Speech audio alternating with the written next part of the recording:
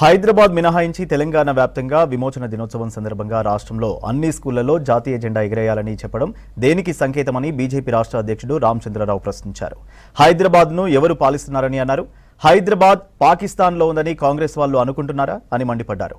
ప్రధాని మోదీ పుట్టినరోజు సందర్భంగా హైదరాబాద్లోని బీజేపీ రాష్ట్ర కార్యాలయంలో రక్తదాన శిబిరం ఏర్పాటు చేశామన్నారు. Bharatiya Janata party youth wing యువ మోర్చా ఆధ్వర్యంలో ఈరోజు అన్ని అసెంబ్లీలో కూడా అన్ని జిల్లాలలో యువ మోర్చా తరఫు నుంచి 75 మంది కనీసం వారు రక్తదానం చేయాల్సినటువంటి కార్యక్రమం ఉంది.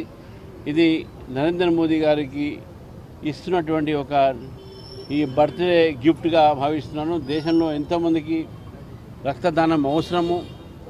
మరి అవన్నీ కూడా దృష్టిలో పెట్టుకుని యువ మోర్చా ఈరోజు ప్రతి కాన్స్టిట్యున్సీలో కూడా 75 మెంబర్స్ వారు 75 సంవత్సరాలు పూర్తయిన సందర్భంగా నరేంద్ర మోదీ గారికి జన్మదిన శుభాకాంక్షలు తెలియజేస్తూ మరి యువ మోర్చా తరఫు నుంచి ఈ కార్యక్రమం చేయడం జరిగింది.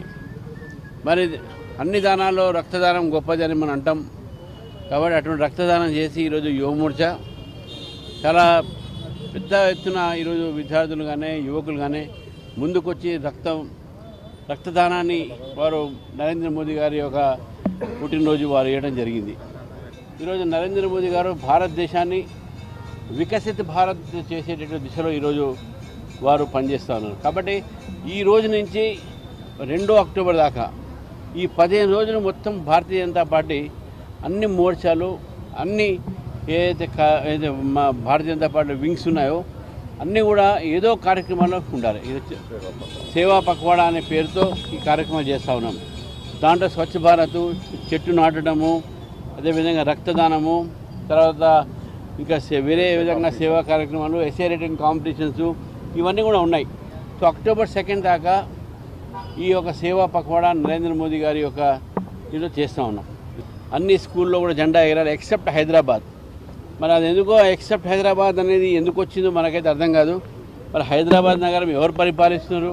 అది కాంగ్రెస్ పార్టీ పరిపాలిస్తుందా లేక మజ్లిస్ పార్టీ పరిపాలిస్తుందా?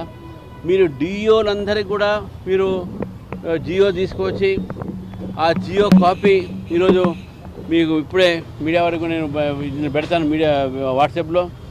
దాంట్లో అన్ని డిఓలకు మీ స్కూల్స్లో మీరు జెండాలు ఎగరేయండి, ఈ యొక్క కార్యక్రమం చేయండి అన్నారు. కానీ ఎక్సెప్ట్ హైదరాబాద్, మరి ఈ ఎక్సెప్ట్ హైదరాబాద్ ఎందుకు చేస్తున్నారో నాకైతే అర్థం కాలేదు.